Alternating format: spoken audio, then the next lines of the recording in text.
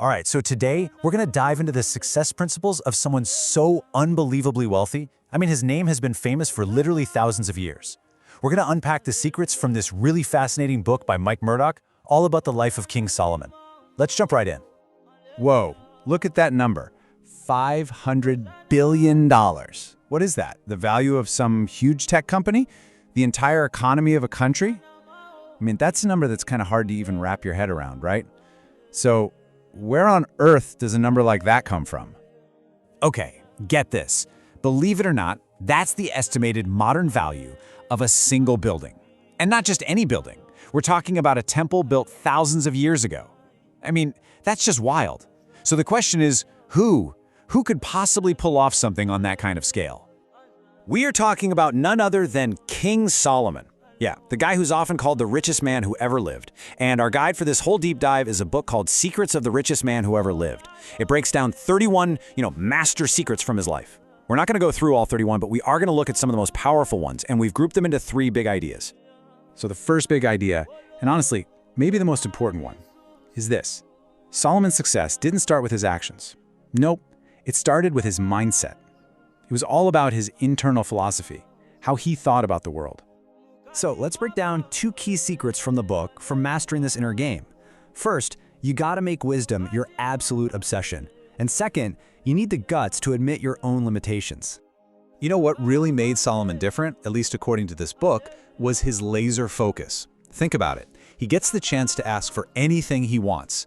He doesn't ask for money or power or a long life. He asks for wisdom. And here's the kicker the book points out. Because he put wisdom first, he ended up getting all that other stuff, the riches and the honor anyway, without even asking for it. And listen to this quote, "I am but a little child." Wow, that just shows this incredible humility, right? That's not something you'd expect to hear from a powerful king. The book really uses this to show that Solomon, even with all his status, saw himself as a little child who needed help. He knew what he didn't know. And this is where the book's main argument really clicks into place. See, admitting you don't have all the answers isn't a weakness. It's actually a huge strength. When you say, hey, I need help, it taps into this natural human desire to assist. It actually pulls people in, makes them want to be on your team. Okay, so you've got the mindset down, but how do you actually turn that into real-world results? Well, once that internal philosophy is locked in, the next step is all about taking bold, decisive action. It's time to turn thoughts into things.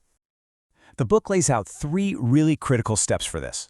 Number 1, develop a real passion for your dream, not somebody else's. Number 2, build that rock-solid self-confidence, and you do that through planning. And number 3, and this is a big one, announce your dream out loud. So for passion, the book gives a great modern example, Sam Walton. His dream? To build the #1 store in America. And that wasn't just some fuzzy feeling. That passion drove him to be an absolute bulldog in negotiations, getting the lowest possible prices from his vendors. That relentless drive is what built Walmart. That's what passion in action looks like. And this is so important. The book makes it clear that confidence isn't just magic. You don't just wake up with it. It comes from planning. When you have a specific, step-by-step plan, it gives you a sense of certainty. And that is where real confidence comes from. Okay, this next idea is pretty wild, a little counterintuitive. Why would you tell everyone your big dream? Well, according to the author, here's a huge benefit. It smokes out your enemies. It forces anyone who's against you to show their hand early. And think about it.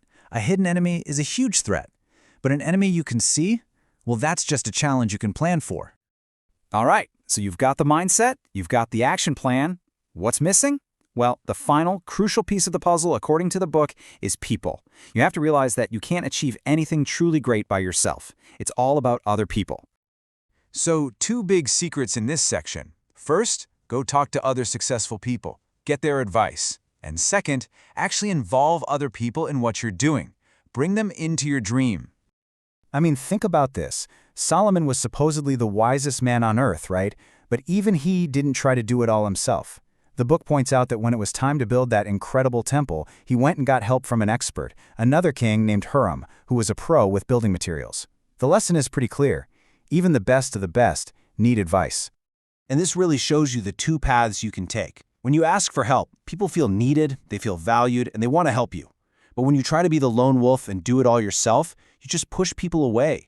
And worse, you leave yourself wide open to failure because you're not covering your own weak spots. Really, the book boils it all down to one simple, powerful idea. Success is just a collection of relationships. That's it. A lawyer's nothing without clients. A doctor is nothing without patients. Your success isn't just about your skills, it's about the people you connect with. So, okay, this is all great, but how does this ancient wisdom actually apply to us today? Well, the book argues pretty strongly that these aren't just old stories. They're a timeless blueprint for success that works just as well now as it did thousands of years ago. So let's just recap the whole game plan. It's really 3 big steps. 1, master your mindset. Start with wisdom and humility. 2, execute your strategy. That means passion, planning, and being bold enough to say what you're going to do. And 3, involve your people. Build those relationships, because success is and always will be a team sport. And that kind of leaves us with one final thought, doesn't it? In a world that's always changing, where we're constantly chasing the next new thing, the next life hack, what if the most powerful secrets to success aren't new at all? What if they're the ones that have been right here, hiding in plain sight all along?